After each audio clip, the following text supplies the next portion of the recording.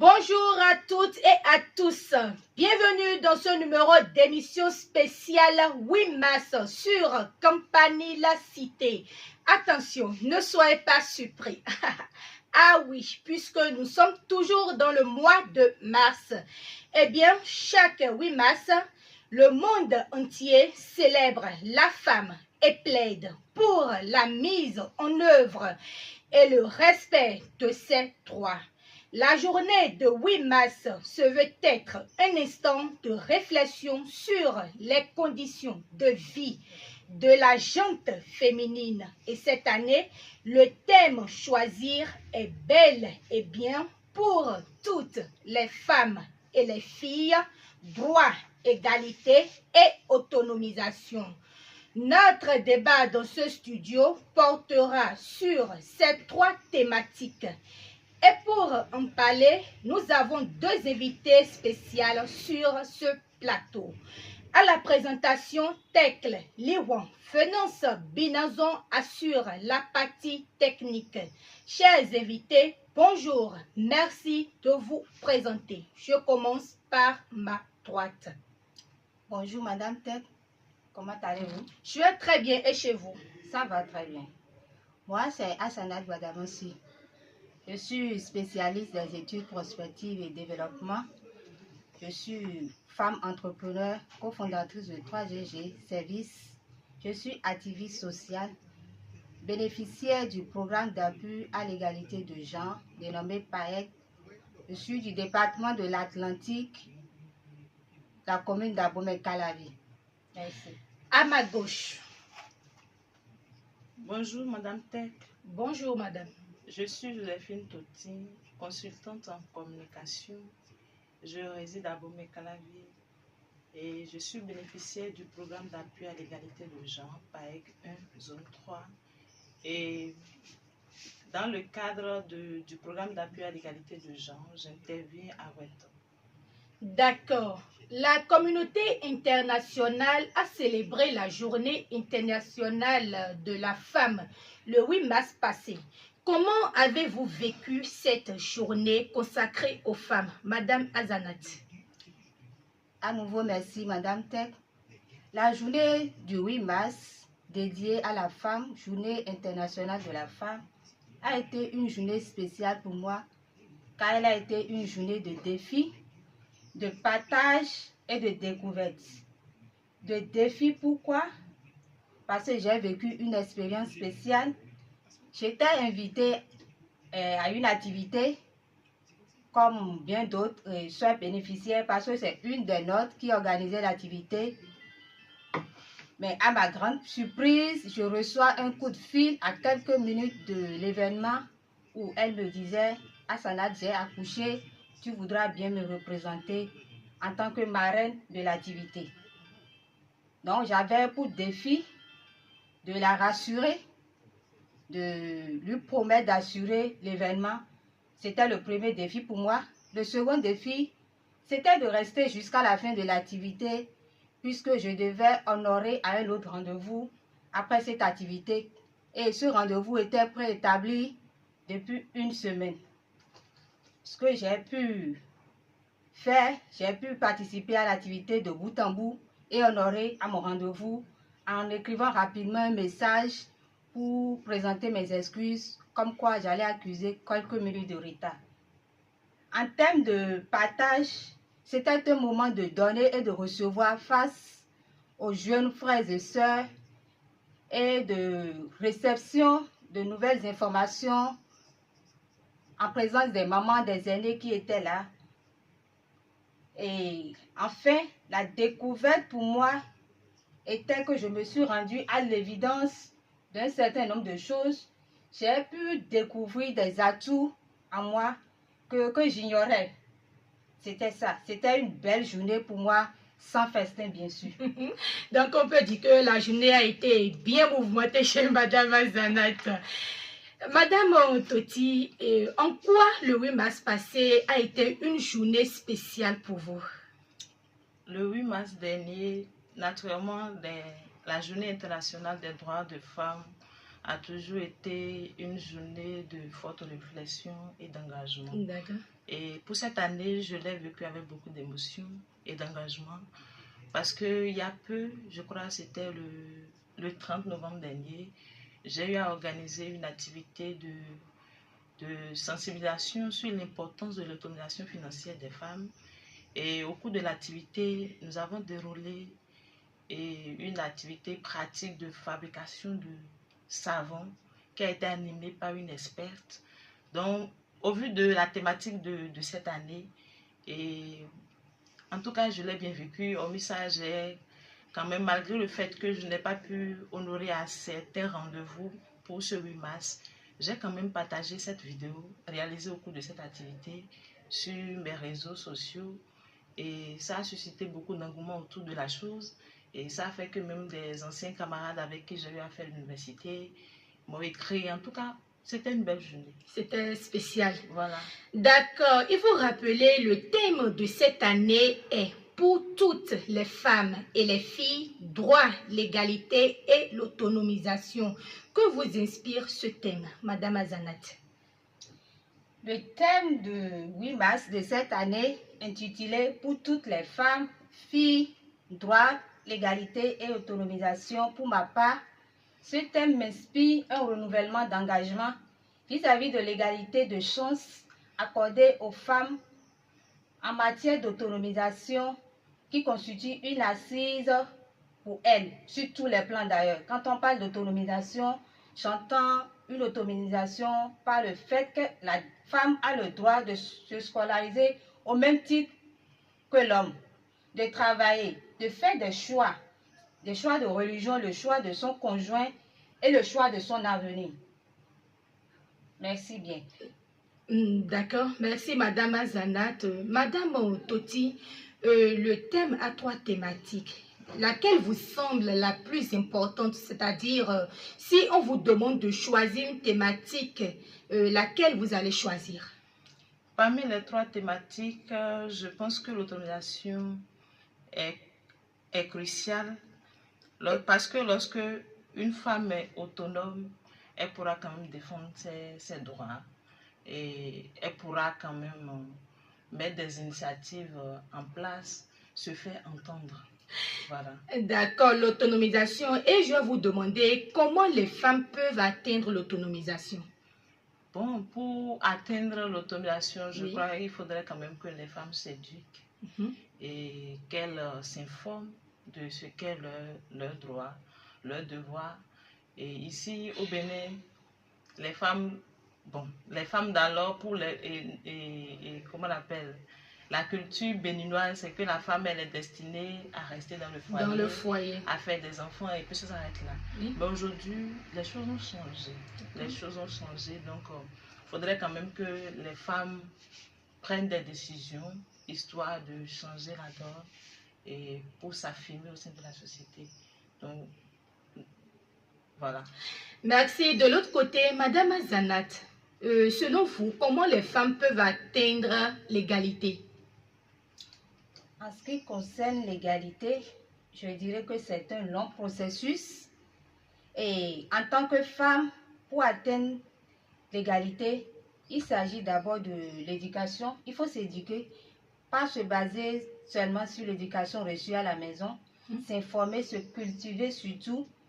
Il faudrait aussi que de commun accord, on puisse combattre le sexisme ordinaire en commençant par revoir l'éducation à la maison, l'éducation à la base. Donner les mêmes chances aux filles et aux garçons en termes de tâches ménagères, en termes de gratification quand on ramène des résultats scolaires, en termes d'opportunités pour prendre en main son avenir. C'est-à-dire, chez nous, on peut dire que la femme n'a pas le droit de voyager pour faire de longues études. Pendant ce temps, on donne cette chance aux garçons. Non, il faudrait qu'on corrige ces choses pour espérer des résultats probables, corriger le tir et espérer un changement durable. D'où on dit envoyer les filles à l'école, c'est jeter son argent. Exactement, ce n'est plus ça. Par la fenêtre. D'accord, mais est-ce que vous savez que beaucoup de femmes aujourd'hui, bon, dans le monde entier, ou bien parlons de notre pays, au Bénin, il y a beaucoup de femmes qui ignorent leurs droits. Qu'est-ce qui explique cela, Madame Azanat? Pour ce qui me concerne, après une observation, je dirais que c'est l'analphabétisation qui est à la base d'une telle chose, d'une part, et d'autre part, c'est le manque d'intérêt accordé à nos droits en tant que femmes. Comment?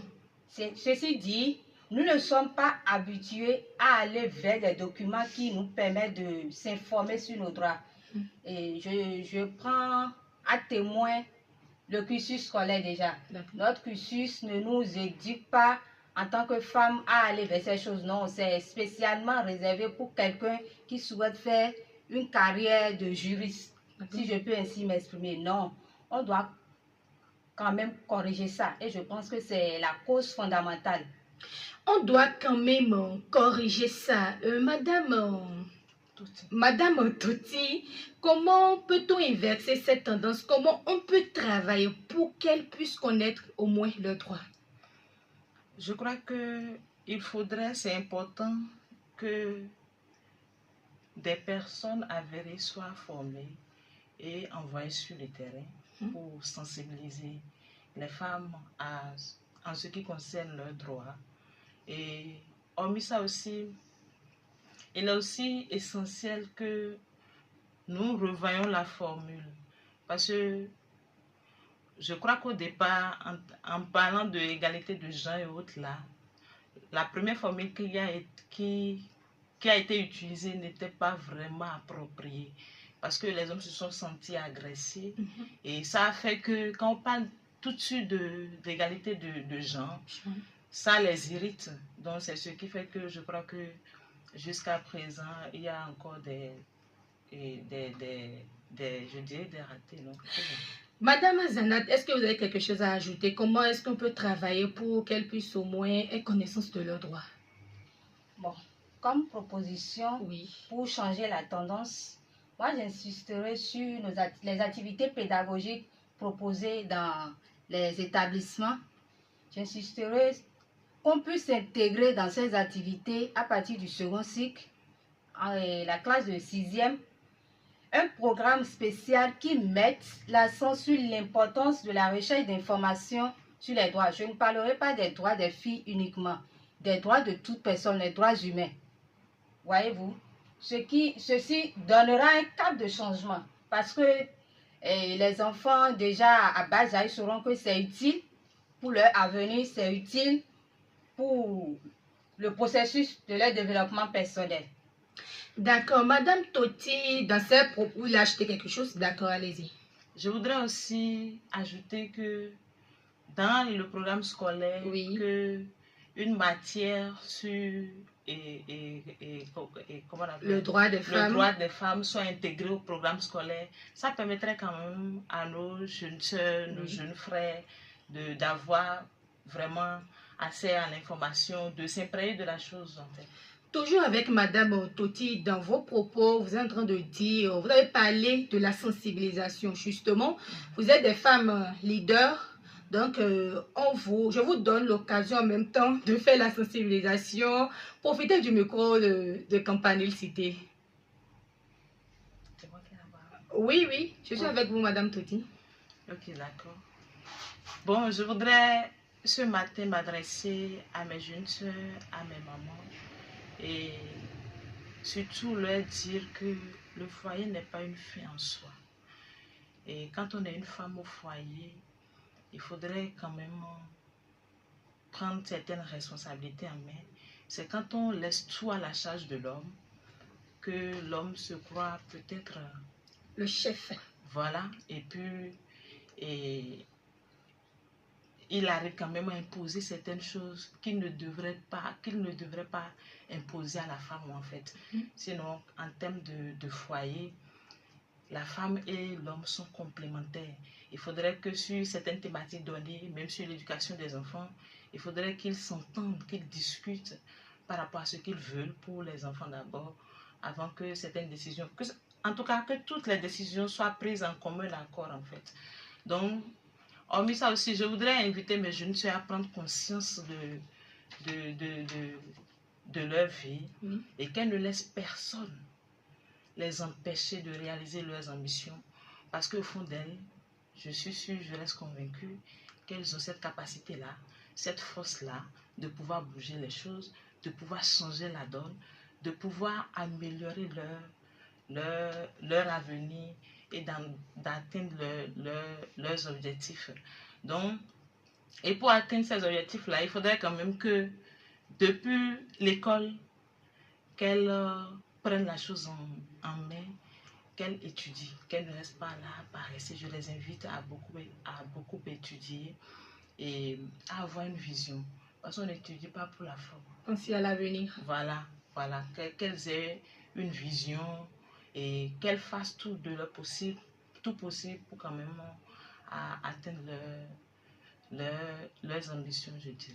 Madame Azanat, je voudrais que vous profitez aussi de notre micro pour sensibiliser toutes ces femmes, toutes les filles qui sont à l'écoute.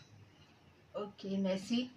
En complémentarité à ce que vient de dire Oui. Madame Joséphine, je dirais que oui, les femmes doivent désormais avoir une vision bien définie. Mais cette vision, ma vision ne peut être la vision de celle de ma soeur par exemple. Elles doivent définir leur vision en se basant sur les aspirations, les centres d'intérêt qu'elles ont. Parce que je pense que ce que nous visons, c'est l'épanouissement de la femme. Oui. Ceci dit, les lois sont déjà disponibles et favorables à l'émancipation de la femme. Donc, c'est à nous femmes de nous lever aujourd'hui, de prendre notre vie, notre destin en main, professionnellement parlant, socialement parlant, tout ce qu'on peut prendre en compte pour dire qu'une femme est épanouie, de ne pas espérer que c'est quelqu'un d'autre qui fera le changement dans notre vie et qu'il n'est jamais trop tard pour prendre sa vie en main. Comme on le dit souvent, on n'est jamais trop vieux pour se fixer un nouveau objectif, un but ou de faire de son rêve une réalité. Donc, je suis convaincue que dès que la volonté y est et que la décision est prise, Oui. même dès aujourd'hui, une femme, quel que soit son âge, peut changer le cours des choses, peut changer son destin, peut changer son avenir et être désormais le socle de toute sa famille. Changer son avenir, est-ce que vous pensez qu'une femme peut rester dans son coin, les bras croisés, genre rester là, toutefois à compter sur quelqu'un et devenir une femme autonome, bien, une femme qui est épanouie? Madame Azanat. Merci bien. Une femme ne saurait compter sur quelqu'un d'autre pour espérer être une femme épanouie, une femme indépendante. Oui. Parce qu'après tout, quand on prend notre pays, le Bénin, c'est constitué des hommes et des femmes. Et les femmes que nous sommes, nous représentons plus de la moitié de la population. Donc, nous avons notre mot à dire. On est aussi utile autant que les hommes. On doit apporter notre pierre à l'édifice. Donc, dans ce sens, aucune femme, jeune fille, maman, quel que soit son âge, Oui. quand on se prend en tant que citoyenne, on doit se dire, je dois me battre, même si on ne pense pas immédiatement à soi, pour mon pays. Et je pense qu'ainsi, penser à soi viendra avec le temps. D'accord. Me battre pour mon pays, Madame Toti, je vais vous demander, parce que nous sommes en train de parler du 8 mars, est-ce que vous avez prévu des actions au plan communautaire dans le cadre de la célébration de cette journée? Oui, justement, j'ai prévu une activité normalement qui devrait se tenir ce mois-ci, mais c'est reporté à une date ultérieure. Et c'est une activité qui porte sur la sensibilisation à la lutte contre les violences basées sur les genres. Et est-ce que vous pouvez rappeler cette date? Bon, c'est une date ultérieure, je vais vous le communiquer plus tard. D'accord, on vous écoute. Je vais vous expliquer pourquoi cette thématique. J'ai choisi cette thématique justement parce que je suis de base passionnée des questions liées à l'égalité de genre et de la protection des enfants. Et ce qui m'a le plus affectée, c'est qu'il y a de cela, je crois, 2 ans comme ça, j'ai été au village pour l'inhumation de l'une de mes mémés. Et puis, je me rends compte que sur la base sur laquelle la photo de la mémé a été imprimée, il y avait une photo à côté Et il s'agissait quand même de la Benjamin de la Mémé. Moi, je n'avais pas connaissance de son décès en fait. Donc c'est de là que je demandais, mais comment se fait-il que la photo d'une personne vivante se trouve sur la bâche d'une personne décédée? C'est de là qu'on me faisait comprendre qu'en réalité, qu'elle est décédée, ça fait déjà un bout de temps. J'ai demandé les circonstances de son décès. Et on me disait que c'est comme ça qu'elle a été battue par son époux, alors qu'elle a déjà 3 enfants avec l'homme en question. Il l'a battue et l'a enfermée. Et à son retour, il l'a trouvé morte à l'intérieur. Ça m'a tellement irritée. Et j'ai demandé, mais l'homme maintenant actuellement là, quel a été son sort? Où il se trouve? J'espère qu'il est à la prison. Et on me dit que non, qu'ils ont essayé de gérer à l'amiable, alors qu'il s'agit d'un décès. Il s'agit d'un décès, on me dit qu'ils ont essayé de gérer à l'amiable. Et j'ai demandé, mais pourquoi? Et on me disait que si on enfermait l'homme, qu'il n'y aurait personne pour construire des enfants. Vous voyez que c'est dommage. C'est triste, c'est déplorable. Un tel acte ne devrait rester sous silence, ou bien sous silencieux. Donc, hormis ça aussi, dans mon quartier, juste à côté de moi, j'ai une dame qui vend les friperies chez qui j'allais acheter par moment. Et elle a une fille, sa Benjamin, elle est très jeune, elle est très belle d'ailleurs. Elle s'est mariée à un homme, ça s'est passé ici à Calavi. Hein. Et l'homme là-bas. Et puis quand elle vient se plaindre auprès de sa maman, la maman lui disait que le foyer c'est comme ça, il faut gérer. Et si le mari est sous les nerfs, il faut quand même te calmer, c'est toi la femme. Si tu quittes là maintenant, tu iras chercher une autre femme, ainsi de suite. Jusqu'à un jour, elle apprend le décès de sa femme. Je peux vous assurer que c'est là au moins j'ai quand même vu la photo de la dépouille mortelle. C'est triste en fait. Madame Joséphine, parlons de la maltraitance ou de la marginalisation de la femme. D'abord, quel message, quel mot vous avez à adresser à ces hommes qui sont là tout le temps à maltraiter leurs femmes? Je voudrais leur dire que à un moment donné, je vais utiliser un adage fond qui dit et qu'on vit ou ne combat. Et qu'on vit et ne combat des gens qui violent beaucoup. Est-ce que bailo violent a mérité? Et de se demander si tel acte que je vais poser, quelles sont les répercussions que cet acte aura sur non seulement la femme, les enfants. Il faudrait quand même qu'ils arrivent à se poser certains nombre de questions. Voilà. Parce qu'il ne sert à rien. La femme que toi-même tu as cotisée, que tu dis, tu prétends aimer, mais tu te mets à la battre, parfois même devant les enfants. Ça là même déjà, ça constitue un traumatisme pour les enfants. C'est que ça a trop de conséquences. Donc je voudrais les inviter à beaucoup plus de retenue. S'il arrivait que c'est peut-être à partir des agissements de la femme qui sont énervés, au lieu de les frapper, de les gifler ou de poser des actes qui pourront potentiellement les conduire en prison, il faudrait quand même, au pire des cas, qu'ils prennent leur moto ou bien leur voiture, qu'ils sortent de la maison. Et peut-être quelques heures plus tard, ils peuvent revenir. Voilà. Et de se dire, cette femme que je suis en train de battre là, si c'était ma fille, si c'était ma soeur, si quelqu'un d'autre faisait ça à ma soeur, à ma fille ou à ma maman, quelle serait leur réaction? Donc, qu'ils essayent de se mettre à la place des parents de leur femme. Merci. Madame Zanat, avec vous, je vais vous demander, ces femmes qui sont maltraitées, qui sont marginalisées, et parfois, elles ne savent pas à qui se confier. Comment est-ce que vous pensez, quel message vous avez adressé à ces femmes dans ces cas, au cas où l'heure là va sonner sur elles? À qui elles iront se confier? Parce que nous sommes au Bénin et notre gouvernement maintenant fait tout, fournit tous les efforts pour au moins quand même favoriser ou bien promouvoir le droit des femmes. Merci beaucoup. Les femmes qui sont marginalisées, maltraitées, je leur dirais d'abord de prendre leur courage à deux mains, de se dire une autre fois pourrait être fatale. C'est bien ça. Une autre fois pourrait être fatale.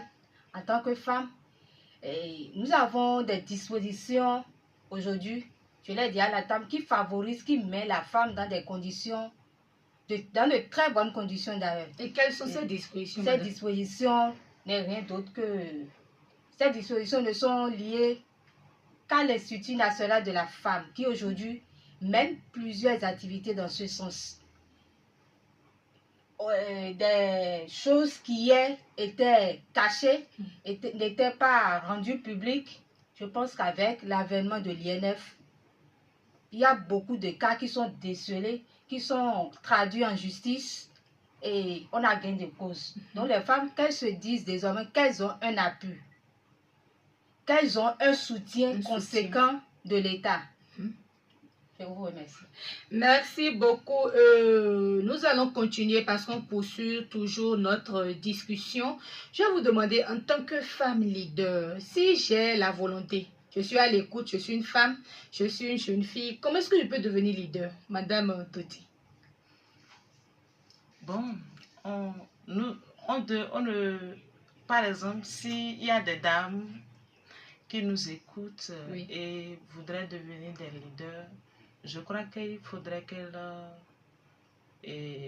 apprennent, parce que ça passe par l'éducation, hein, parce que je ne l'ai pas pour dire je suis leader.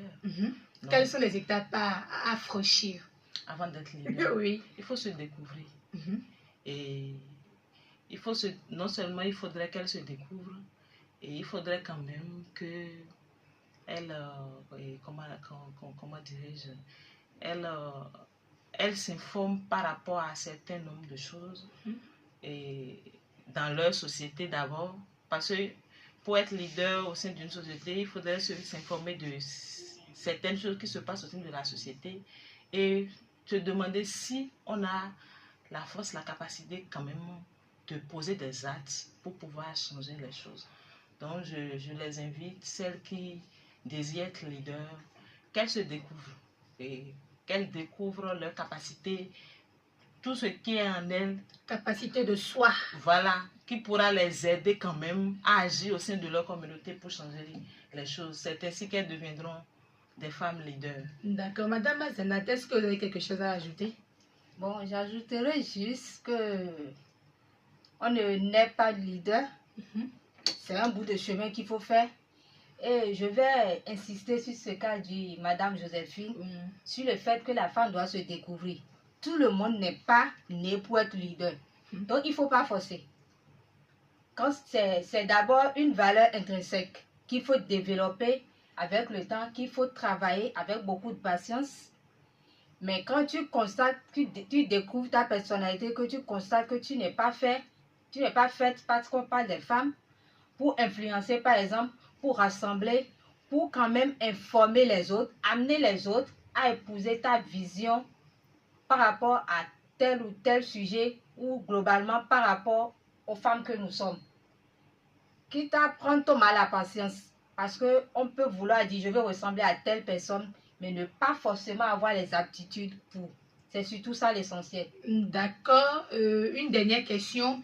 Comment la femme leader peut-elle impacter sa communauté? Bon, prenons votre cas. Ok. En tant que femme, pour impacter sa communauté, ça part déjà de quelle attitude nous avons. Parce qu'il ne sert à rien d'ébranler des droits, comment dirais-je, de dire tout le temps en tant que femme, on doit faire ci, on doit faire ça. Et toi-même, qui es en face des autres femmes que tu souhaites impacter, tu fais tout autre. C'est souvent d'être en harmonie avec ce qu'on dit, ce qu'on est, au dehors et chez soi. Parce qu'on le veuille ou non, il doit y avoir des gens dans notre entourage, nos proches qui vont dire, ah, ma soeur qui vient vers vous tout le temps là, à la maison, elle est impolie, hein. À la maison, elle fait ci, elle fait ça. C'est déjà ça. C'est un grand travail qu'il faut faire sur soi. C'est déjà ça, pour pouvoir espérer impacter les autres. D'accord, merci beaucoup. Nous sommes au terme de cette émission. Quel est votre mot de fin, Madame Toti Joséphine? Je vous remercie, Madame Tekla. Je voudrais dire à mes soeurs de croire en elles et de ne laisser personne les détourner de leurs ambitions. Et aux hommes, je voudrais les inviter à quand même mettre la main à la pâte afin que cette égalité de genre soit effective. Merci. D'accord. Madame Azanat, quel est votre message en guise de conclusion? Merci, Madame Tek. Mon message, c'est ceci. C'est de dire aux femmes qu'il n'y a pas de grands accomplissements qui sont réussis sans la persévérance. Ceux qui réussissent, ce n'est pas forcément parce qu'ils ont assez de force ou qu'ils sont téméraires, non. C'est parce qu'ils sont persévérants, qu'ils sont courageux. Donc, à mes chères soeurs, mes mamans, je leur dirais de se concentrer sur l'objectif commun qui est l'épanouissement de la femme, tout en prônant les valeurs constructives et transformatrices pour notre génération et celle future. Parce que je dis toujours une chose, il ne sert à rien de mener des activités qui vont impacter que soi-même ou l'entourage immédiat. Non, il faut espérer aller au-delà.